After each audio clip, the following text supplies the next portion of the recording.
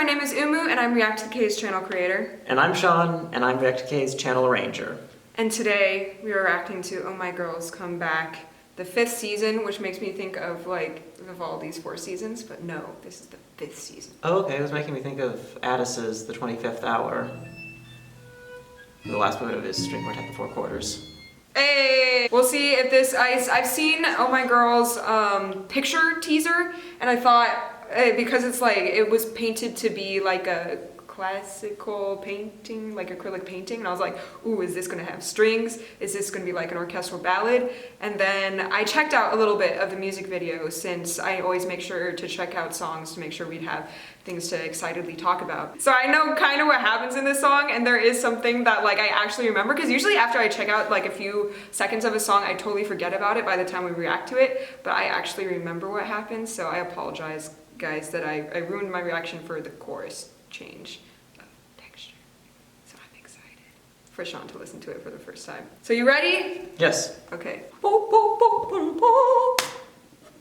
I should have sang Winter though, because it's like winter time in this music video.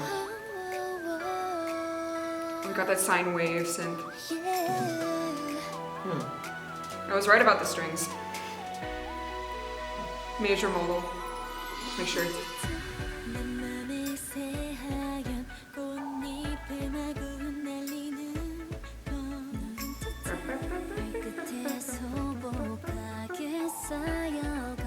Yeah, there's the oh. Yeah, vacillating third. Good placement of the rap. Then back to rap. Yeah.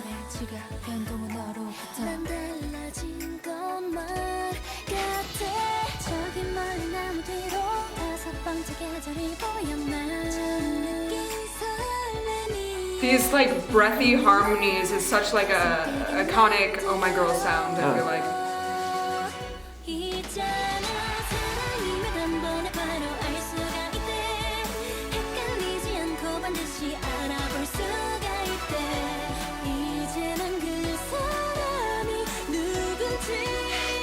Still doing the vacillating third. Oh, nice. What do they do with the mixing to make it feel like it just like opened up? I don't know, and I am obsessed with this part. Yeah. The soundscape is so different from the beginning of the chorus.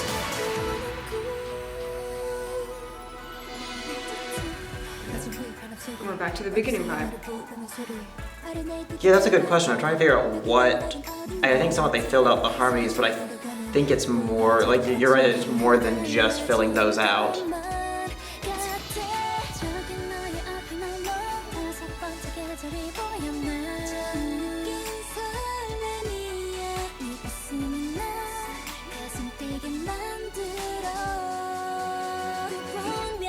Parallel harmonies.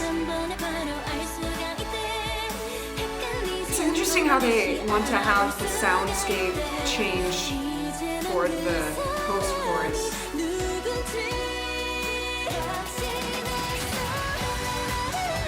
It might be because I think there's like a percussion hit that goes.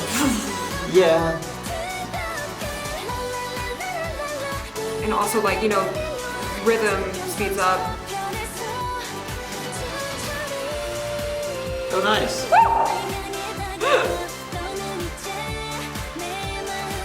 Still vacillating the new third. This is a good bridge, considering post-chorus. I'm not sure what's swirling, but I like it. Got a clock ticking. But switching between channels. Yeah.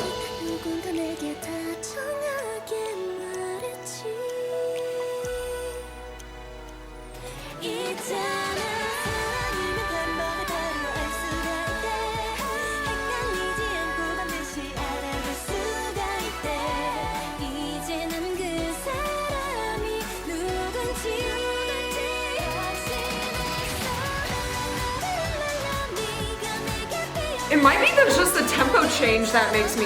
Is it double time? Or is it an actual tempo change? I mean, I feel like it's the same basic tempo as before. Okay, I want to test it out with a metronome. It feels faster.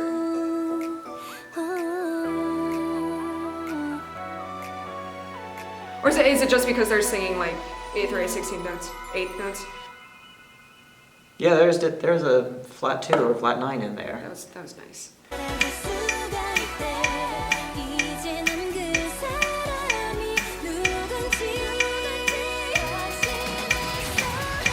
Oh, it's just because the percussion track speeds up.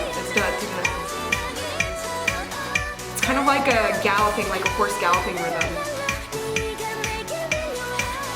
Yeah, so the tempo stays the same, but it's because the rhythms change in the vocals and in the percussion and like the soundscape changes in the synths that it feels so incredibly different and almost like has a new energy to it. Yeah, and they're doing something to fill out, like you're right, they're doing something to fill out the spectrum. I'm not sure exactly. I don't know whether they're just using sort of noise to fill it out.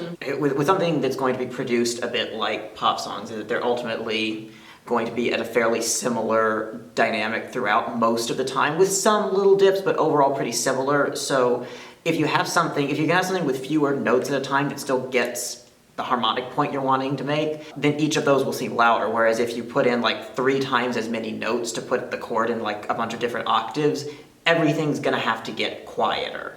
So generally, if you just fill something out a lot, it risks making everything feel kind of faint and diffuse, because it's ultimately going to kind of get crushed down to a similar dynamic level. So that's why I'm wondering how they're filling it out, because it does distinctly feel fuller and louder, as you mentioned. And I guess there is some possibility that they're just actually keeping the whole thing a bit below full dynamic and then actually pulling it up.